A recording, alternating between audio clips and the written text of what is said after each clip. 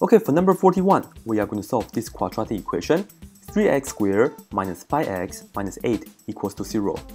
This is a quadratic equation because we have x to the second power. Whenever we have x to the second power or the third power, try to make one side equal to 0, which we do already, and then try to factor out the left-hand side. And let's do it.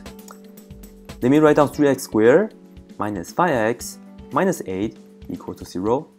And keep in mind, we must have the 0 on the right-hand side in order for this to work. And we'll begin the factoring. And just like how I like to show you guys, I would like to do the tic-tac-toe method to do the factoring. What times what will be 3x squared? I think the only choice is just 3x and x. And now, we have to think about what times what will be negative 8. And then this time, you have to think about how are you going to put in the numbers. So let me put down a and 1. I'm not sure if this will work or not, but let's try it. So right here, you see that I put down a and put down 1, but I want to produce a negative 8, I will put down negative 8.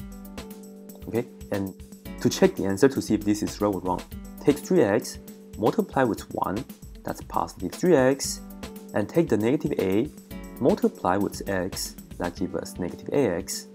Combine items right here, 3x minus ax gives us exactly negative 5x. And then that's correct. Well, we are not done yet. This is just the correct combination for the factoring. If you put 2 and 4, you're not going to get the right answer. Well, just try your get and get. Okay. If you run out the combinations, then perhaps you are just going to use a quadratic formula, which that's the next question. Okay. But now we know that this right here can be factored, and the factoring for this is you read it from left to right.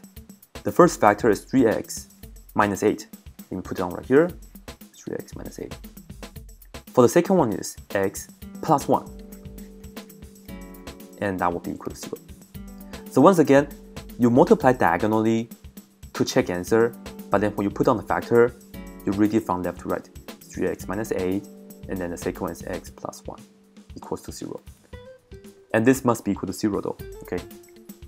And then what do we do next? Well, take 3x minus 8, you set this equal to 0, and then you set the second parentheses, x plus 1 equal to 0, and do the work.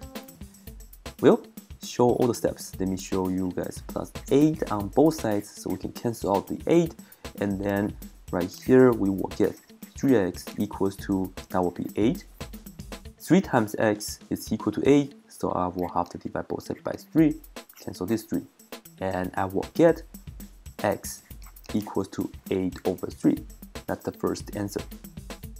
And for the second answer, I have x plus 1 is equal to 0.